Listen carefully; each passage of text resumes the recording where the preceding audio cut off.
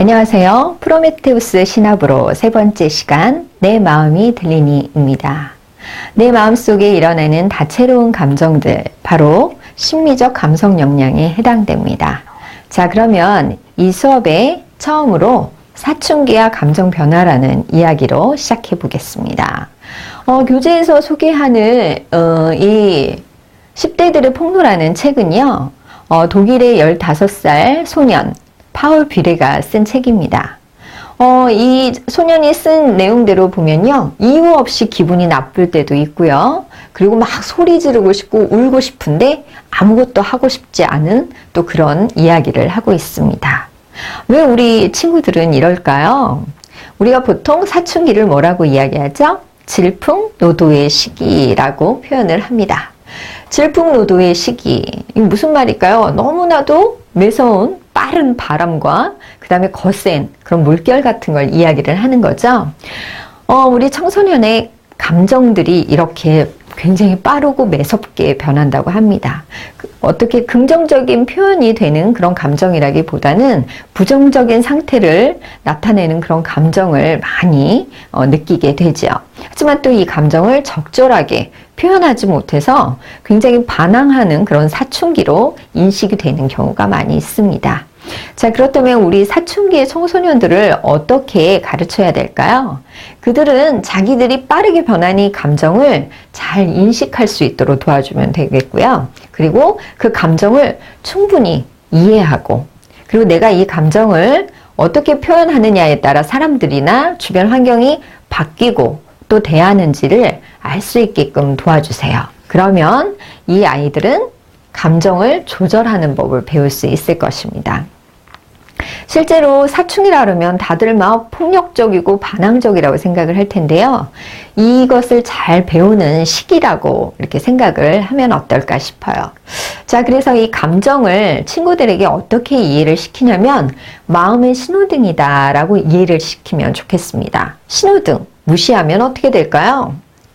그 감정들을 무시하면 사고가 일어난다 라고 이야기를 하면서 내 삶의 행복을 찾아가기 위해선 내 마음의 신호등을 잘 인식하고 잘 표현하는 것이 중요하다라는 걸 알려주세요.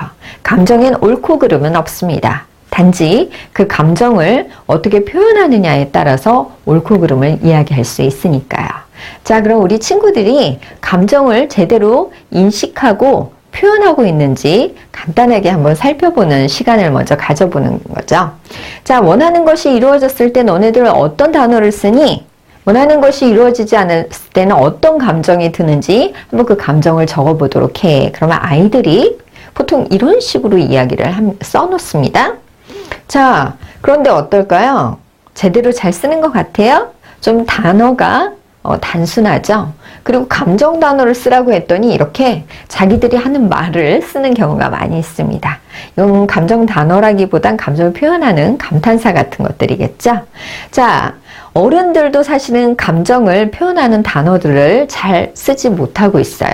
알고는 있지만 그 감정을 제대로 표현하지 않죠. 하물며 우리 학생들은 오죽하겠어요? 거의 대부분 욕을 많이 하겠죠. 이쪽 원하는 것이 이루어지지 않았을 때. 그리고 아이들이나 어른들이나 원하는 것이 이루어졌을 때보단 원하는 것이 이루어지지 않았을 때의 말을 좀 더 많이 쓰는 경우가 있습니다. 학생들이 이쪽을 더 많이 쓴다는 건 부정적인 상태로 계속 마음을 가지고 있기 때문일 수도 있겠죠. 자, 사실은 감정 단어는 이것보다 훨씬 많이 있죠. 그래서 두런두런 인성카드를 통해서 이렇게 많은 감정 단어, 이거보다 훨씬 많은 감정 단어를 우린 쓰지 않고 이 정도밖에 쓰지 않는다.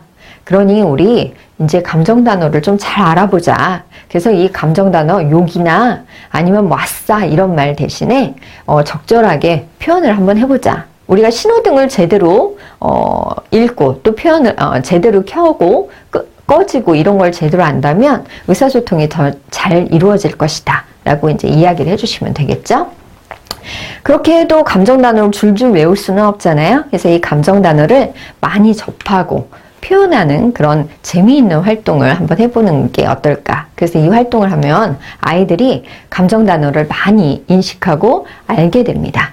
자, 그래서 이미지 카드하고 감정 단어를 가지고 이제 이야기를 나눌 텐데요. 먼저 이 순서대로 하면 돼요. 원하는 것이 이루어졌을 때하고 이루어지지 않았을 때의 카드 중에서 단어를 하나씩 고르는 거죠. 그런데 그 단어를 골라서 몰래 쓰는 거예요. 내가 고른 단어는 이 단어. 그리고 몰래 써놓고 친구에게 보여주지 않는 거죠. 그리고 난 다음에 그 단어에 맞는 이미지 카드를 고르는 거예요. 예시를 한번 볼게요. 귀찮은이라는 단어 6번에 있었구나. 몰래 메모지에다 적고요. 그리고 1번. 감동받은 있구나. 그래서 이렇게 몰래 적은 다음에 친구에게 여기에 해당되는 이미지 같은 거를 이제 보여주는 거죠. 나는 내 감정은 내가 고른 감정 단어는 이건데 이 이미지하고 어울리는 것 같아.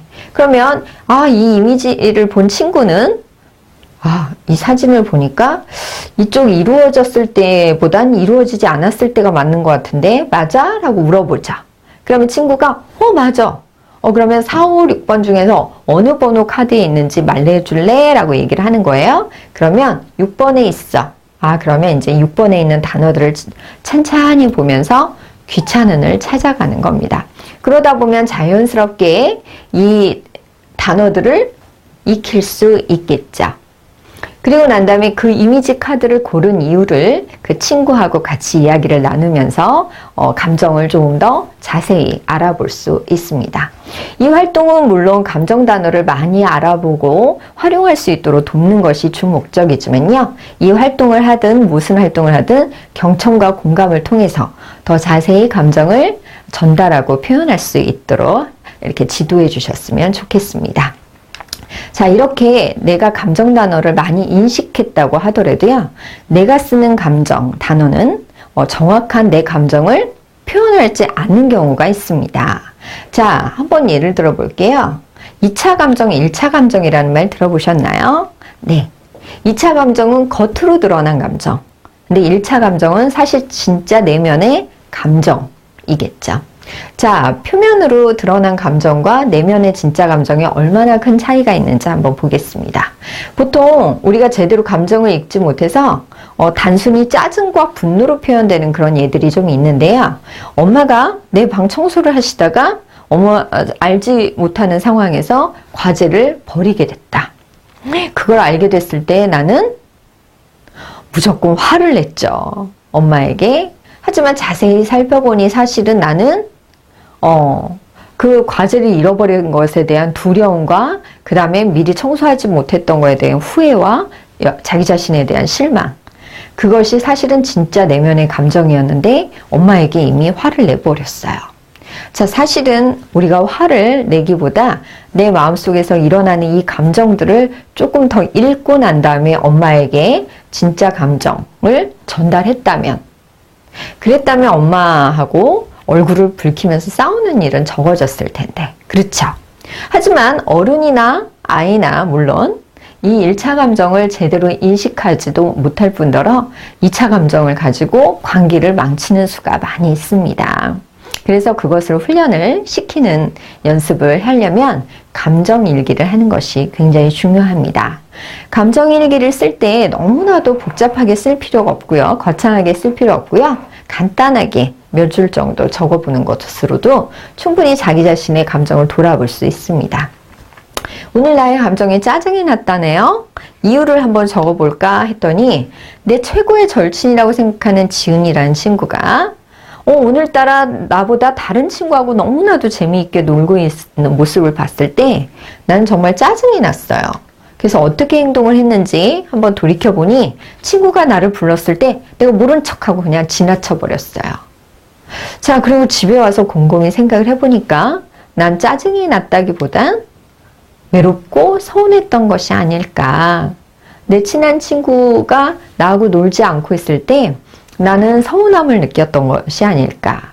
만약에 내 친구 지은이가 나를 불렀을 때 같이 가서 나도 같이 놀고 싶어. 우리가 같이 나랑 안 놀아서 좀 서운했어 라고 얘기하면서 놀았다면 이렇게 짜증이 난 모습을 친구에게 보여주지 않았을 텐데. 그죠? 그래서 이렇게 간단하게라도 매일매일 자기의 감정을 들여다본다면 그 당시에는 감정을 제대로 표현하지 못해서 좀 서먹한 관계가 어렵다 하더라도 계속적으로 하다 보면 아이들이 스스로 감정을 인식하고 제대로 표현하는 것을 익힐 수 있게 됩니다. 이러한 것들을 잘할 수 있도록 격려해 주시기 바랍니다. 다음 시간에 뵙겠습니다. 감사합니다.